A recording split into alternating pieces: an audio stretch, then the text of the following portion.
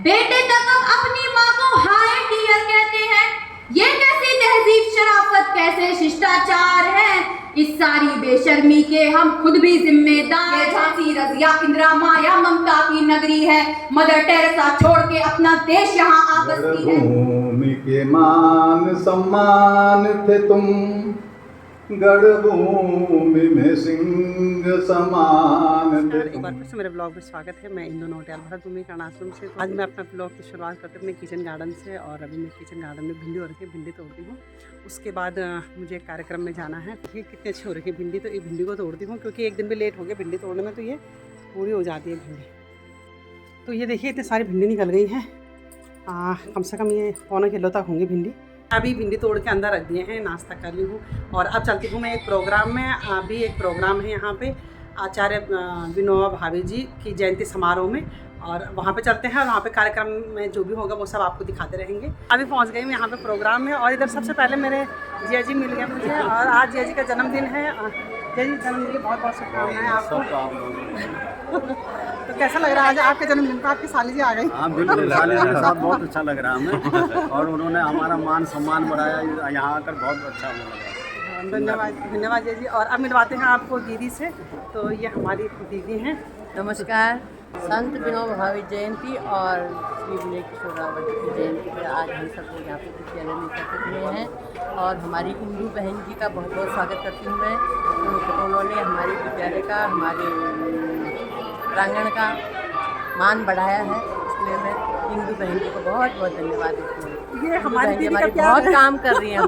हमारी इंदू बहन जी बहुत अच्छा काम कर रही हैं समाज के लिए, वो आप सब लोग जानते हो। धन्यवाद। ये हमारे भाई जी, मेरे बगल पड़ोसी और मेरे बड़े भाई। तो आप जाए कार्यक्रम में। नहीं अच्छा, जमुना बजाज पुरस्कार से सम्मानित महात्मा गांधी संत विनोबा भावे जी के प्रेरणा स्रोत सेवक श्रीमान सिंह रावत जी। भारत रत्न विनोबा भावे की 129वीं जयंती को हम बड़े हर्षोल्लास के साथ मना रहे हैं। सर्वोदय के मानव एक समान, सब ईश्वर के एक संतान को मानने वाले विनोबा भावे जी का जन्म 1895 11 सितंबर को हुआ था, और उनकी जयंती को हम एक मानव को नहीं, मतलब एक हम देवता के रूप में उनको जानते हैं, क्योंकि उन्होंने भू आंदोलन पूरे भारत वर्ष में चलाया। आज के हमारे मुख्य अतिथि श्री जनार्दन प्रसाद जी।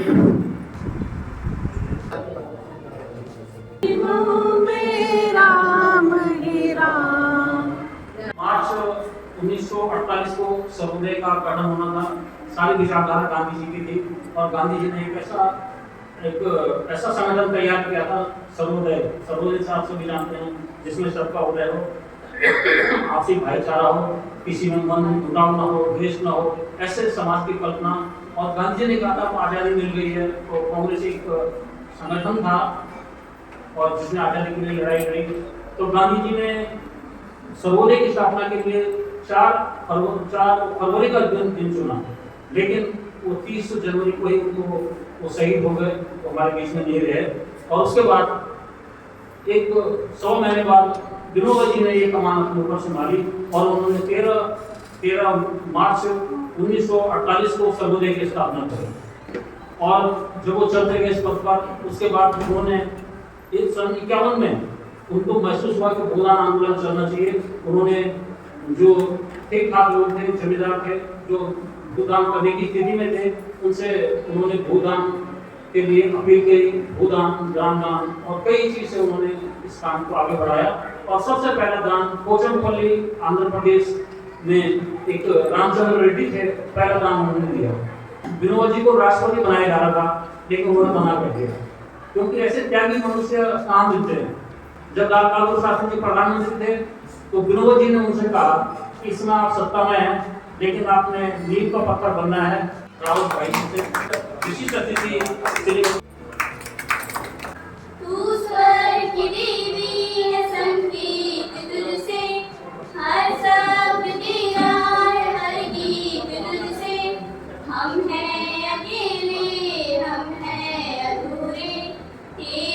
शरण में हमें प्यार दे माँ, हे शान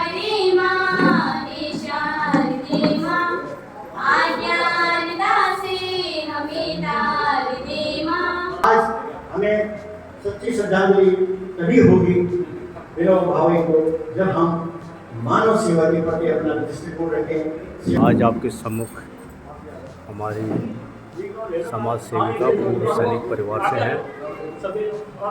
समाज सेविका समाज में हर क्षेत्र में अच्छा काम करने वाली इंदु डबरा नौटियाल को हमारे उत्तराखंड की ओर से बाल तिलक से सम्मानित किया गया, जो कि दिल्ली में पूर्व मुख्यमंत्री हरीश रावत के उसमें उनको सम्मानित किया गया। यहाँ पर कर्ण आश्रम ग्राम स्वराज समिति कोटद्वार की ओर से राजेश्वरी करुणा बोक्सा जनजाति विश्वविद्यालय में ये कार्यक्रम चल रहा है। यहाँ पर हमारे साथ जो है कि डॉक्टर गीता रावत और समाज सेविका सभी द्वारा इनको सम्मानित किया गया। बड़ी हर्ष की बात है कि हमारे बीच में बहन महिलाएं होती हैं, इंदु डबरा को सम्मानित किया गया। महिलाओं जिनको कि हम हाथ लगाना भी सामान्य जनता मुश्किल होता है, उनको भी हम महिला बुला के उनको बाल कटवा के और आश्रम में भिजवाते हैं। परमधाम आश्रम है नजरबाद में, और वहाँ पे आर्य वानप्रस्थ आश्रम भी है, और तो उनमें आप बहुत बड़ा काम कर रहे हैं और इस गति को बढ़ा रहे हैं। लोग बोलते रहते हैं जो काम करता है टीका टिप्पणी भी उसी पर होती है, और इसी तरह आप आगे बढ़ते रहें। मंजिलें और भी हैं।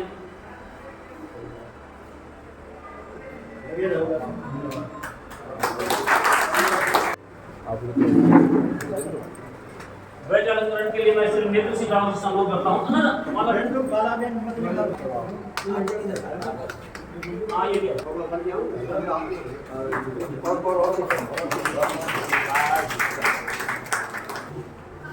एक हमने घाटी के सम्मान में एक सम्मान पत्र बनाया है, और नशाबंदी के क्षेत्र में आप प्रशंसनीय कार्य कर रहे हैं।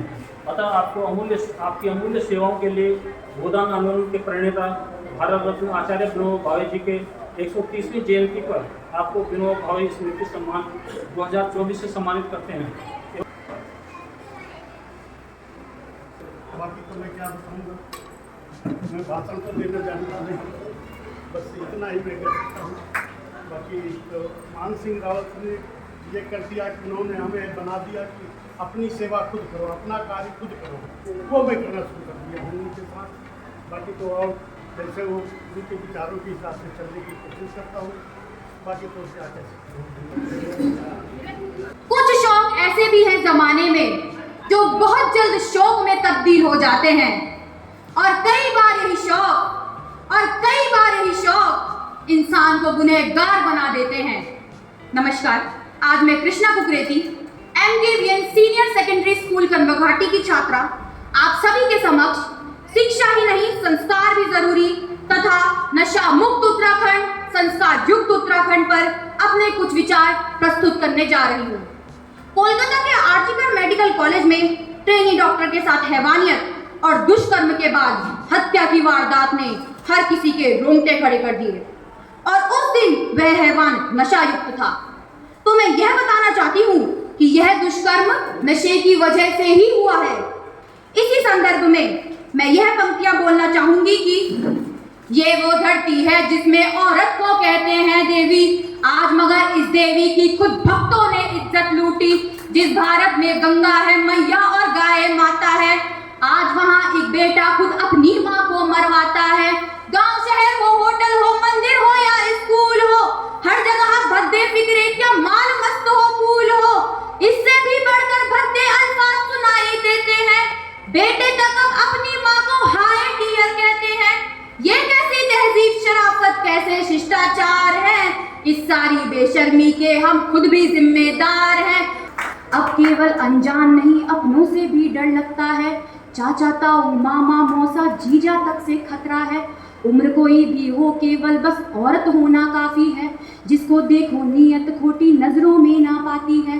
हर रिश्ता एक दाग बना है, खून हुआ है अब पानी। ये तो सब होना ही था जब साथ नहीं दादी नानी। टूट रहे परिवार यहाँ अब बच्चे तन्हा रहते हैं। नौकर और पड़ोसी की सब ओछी हरकत सहते हैं। हर जगह यार खड़े हैं और कलियां लाचार हैं। इस सारी बेशर्मी के हम खुद भी जिम्मेदार हैं। औरत की इज्जत करना हर धर्म हमें सिखलाता है। औरत का इतिहास यहाँ पर एक सुनहरी गाथा है। ये झांसी रजिया इंदिरा माया ममता की नगरी है। मदर टेरेसा छोड़ के अपना देश यहाँ आ बसती है। आज उसी धरती ने अपनी साख जहाँ पे खो दी है। खुद मगरिब ने हिंदुस्तान को ऐसे लानत भेजी है। कैसे कुछ इंसान यहाँ शैतान बने की हैरत है। सख्त नहीं कानून यहाँ, क्या नेता भी बेगैरत है। क्यों रातों में सोई रहती पुलिस तो पहरेदार है। इस सारी बेशर्मी के हम खुद भी जिम्मेदार हैं। और नशे के कारण विधवा हो रही है सुहागिने, राखी पकड़ रोती है बहने। माँ बाप का सहारा बनना था जिसने, वही बोझ बनता जा रहा है। जल रहा है नशे की आग में घराने का इकलौता वारिस। बढ़ानी थी शान और शौकत जिसने, वही कुल का नाम मिटा रहा है। अरे देखिए जनाब, मेरे देश को ये क्या हो रहा है। सरेआम लूट रहे हैं राह चलते राहगीरों को। निशाना बनाते हैं नशे के सौदागर अक्सर अमीरों को। ना दीन धर्म ईमान है, टूटते शरीर बिल्कुल बेजान है। किस पर उठाए उंगली, मिली भगत से ये काम हो रहा है। अरे देखिए जनाब, मेरे देश को ये क्या हो रहा है। कदम बढ़ाना होगा, जो देश को आगे बढ़ाना है। लक्ष्य यही रहे अपना, नशे को मार भगाना है। जवानी वापस लानी है देश के नौजवानों की, और हंसाना है हर उस शख्स को जो इस दर्द से रो रहा है। अरे देखिए जनाब, मेरे देश को ये क्या हो रहा है। जब आप शराब पीकर मंदिर मस्जिद गुरुद्वारे नहीं जाते, तो आप अपने घर कैसे चले जाते हैं, जहां आपको जन्म देने वाली माँ, सहारा देने वाले पिता और साथ निभाने वाली पत्नी होती है। घर भी तो एक मंदिर ही है ना। शिक्षा ही नहीं, संस्कार भी जरूरी। शिक्षा ऐसी हो जो हमें संस्कार सिखाए। विद्या ददाति विनयम, विद्या ददाति विनयम, हमें विनम्र बनाए। नीर शीर विवेक न्याय की महिमा गाए, वसुधैव कुटुंबकम का हमको सन्मार्ग दिखाए। शिक्षा ऐसी हो जो हमें संस्कार सिखाए। ब्रह्मा विष्णु महेश सिंहो राज व्यवस्थाएं, कर्म क्षेत्र में कभी न पनपे महत्वाकांक्षाएं। धर्म अर्थ काम मोक्ष आध्यात्म परंपराएं, सर्वे भवन्तु सुखिनः का जो मर्म बताए। शिक्षा ऐसी हो जो हमें संस्कार सिखाए। वेद पुराण गीता पुराण के प्रकाश फैलाए, अतिथि देवो भव संस्कृति की हवा बहाए। शिक्षा ऐसी हो जो हमें संस्कार सिखाए।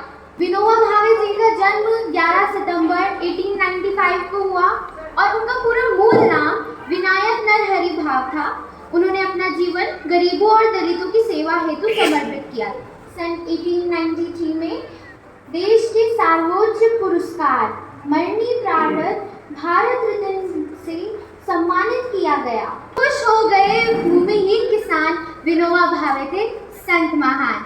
विनोबा भावे जी की स्मृति में दिए जाने वाले पुरस्कार से सम्मानित होने वाले हमारे पूजनीय परम आदरणीय श्रीमान सर्वोदय कार्यकर्ता पांडे जी, मैं आप सबको इस मंच के माध्यम से प्रणाम करता हूं। लेकिन मैं जब जब अपने आप को आपके बीच पाता हूं तो सर्वोदय के कुछ छींटे मेरे ऊपर भी गिर जाते हैं और मैं भी सर्वोदय चिंतन से ओतप्रोत हो जाता हूं। तो मेरा दिल तो कहता है कि विनोबा भावे जी को मैंने नहीं देखा, महात्मा गांधी जी को मैंने नहीं देखा, मगर मेरे जो आदर्श हैं स्वर्गीय श्री मानसिंह रावत जी, मैंने उनको देखा है।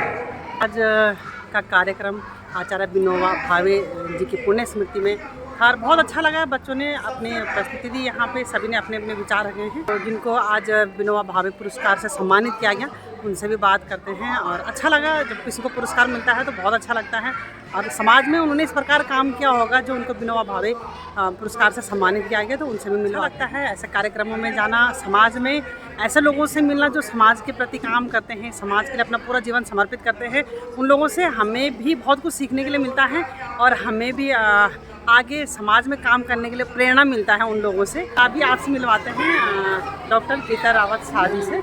आज का जो कार्यक्रम है विनोबा जयंती का, वो स्वर्गीय श्री मानसिंह रावत जी मेरे पिताजी थे, वो इस कार्यक्रम को हमेशा मनाते थे क्योंकि वो विनोबा जी से बहुत ज़्यादा प्रभावित थे। एक बार विनोबा जी और श्री जयप्रकाश नारायण जी यहीं हल्दू खाता में ये जो बरगद का पेड़ है उसके नीचे आए थे, उन्होंने सभा को संबोधित किया था।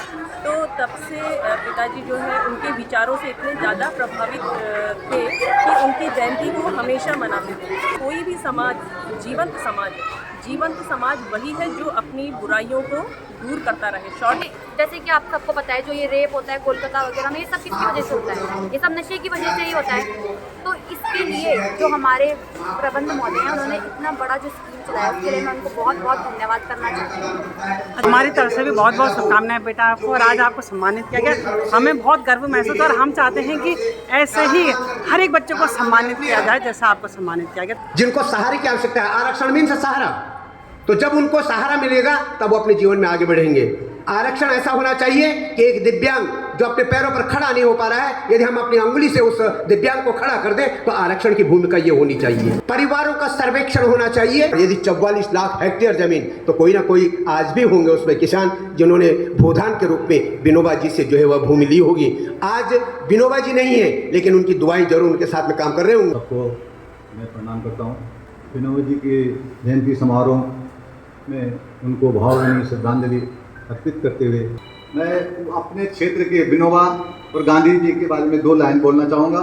उसी में सब कुछ समाया हुआ है। गढ़ भूमि के मान सम्मान थे तुम, गढ़ भूमि में सिंह समान थे तुम, गढ़ भूमि के गांधी थे तुम, गढ़ भूमि विनोबा भी तुम थे, गढ़ भूमि जनों की आन थे तुम, गढ़ भूमि जनों की शान थे तुम, गढ़ भूमि में सूर्य समान थे तुम, गुरुदेव तुम्हारी जय हो।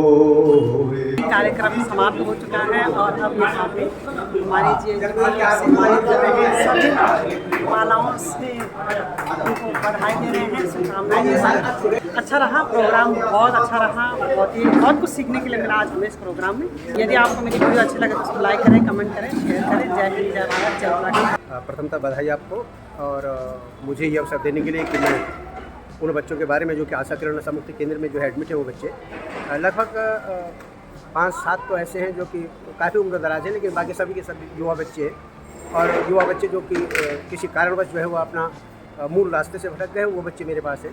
और हमारा प्रयास ये रहता है कि उन बच्चों को जब हम वहाँ से विमुक्त करें तो उनके अंदर वो सुधार आए कि उनका आत्मबल इतना बढ़े कि वो जो अपने जीवन में कुछ बनने की चेष्टा कर सकें। इस समय लगभग सभी मिला करके लगभग 59 मेरे सामने जो है पेशेंट है वहाँ पर, जिनकी देखरेख कर रहा हूँ। और वो नशा क्यों करते हैं, अभी पिछले दिनों ही 5 सितंबर को वहाँ पर एक संगोष्ठी हुई थी और उसमें ये बात निकल करके भी आई कि जो बच्चा हमारा अभिभावकों के कारण, पहला कारण उसमें अभिभावक बने, वो इसलिए कि उन्होंने जिस उम्र में जो फ्लेक्सिबल एज बच्चे की होती है, जहाँ पर बच्चा फिसलता है, वहाँ पर हम बच्चे को संभाल नहीं पाए। और जब संभाल नहीं पाए तो वो कहाँ जा रहा है, क्या जा रहा है, उसकी कैसी संगति है, क्या है, तो गार्जियन की एक विशिष्ट भूमिका उस अवस्था में होती है। उस अवस्था में हमसे चूक हो जाती है, तो इस कारण भी गए हैं। कुछ जो बाहर का जो एक वातावरण है, जो थोड़ा उम्र के पक्के बच्चे, वो जो है इसलिए जाते हैं कि उनको वहाँ का वातावरण जो मिलता है, जो एटमॉस्फेयर मिलता है, वो एटमॉस्फेयर में उनको जो है वो उसी प्रकार के लोग मिल जाते हैं, उसी प्रकार का साथ मिल जाता है। तो हमारे को उन पर वो नज़र रखनी पड़ती है कि कहीं वो गलत संगति में तो नहीं बैठ रहे, क्योंकि संसर्ग जात उस गुण भवति, संसर्ग से ही गुण और दोषों का जो है किसी के अंदर समावेश होता है। तो उनके बीच में बैठ करके मैंने 1.5 साल तक उन पर शोध कार्य किया है। 1.5 साल में उन्हीं के बीच में रात दिन उनके साथ में रहा हूँ और 1.5 साल के बाद मैं इस निष्कर्ष पर पहुँचा हूँ कि बच्चों को सुधारा जा सकता है, केवल और केवल उनके में आत्मबल बढ़ाने की आवश्यकता है।